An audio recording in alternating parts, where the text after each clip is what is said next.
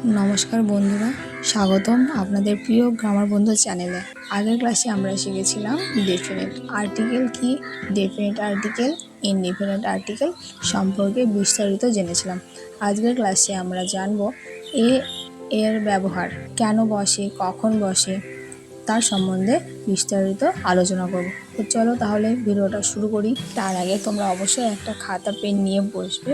আজকে এই টপিকটা ভীষণই গুরুত্বপূর্ণ হতে চলেছে, তো তোমরা খাতায় অবশ্যই নোট করে নিও। আর কোথাও বুঝতে অসুবিধা হলে আমাকে অবশ্যই কমেন্ট করে জানিও। আমি যতদূর সম্ভব তোমাদের হেল্প করার চেষ্টা করব।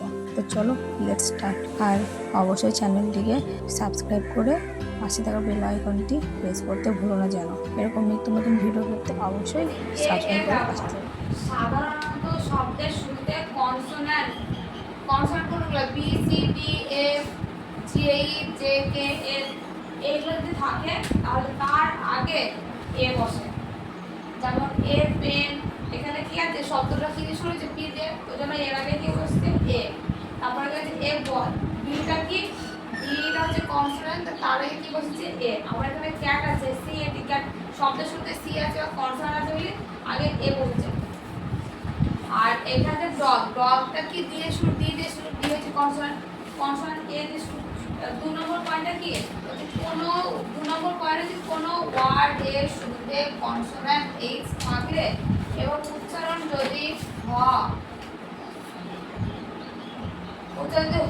এর মতো হয় তাহলে তার আগে এ বসে। যেমন এ হ্যাঁ, এ হ্যাট, এ হর্স, এগুলো কিসে উচ্চারণ, এই যে উচ্চারণ হচ্ছে মানে হয়ের উচ্চারণ হচ্ছে তাহলে বসে এ বসছে। হর্স, হর, হর্সে তেমনি হ্যান্ড, হ্যাঁ হ আসছে, হ্যাঁতে হ। তাহলে কি যখন এই যে শব্দের শুরুতে যখন এই কনসোন্যান্ট থাকবে এবং তার উচ্চারণ যদি হ হয় তাহলে সেটা কি হবে, তার আগে এ বসবে।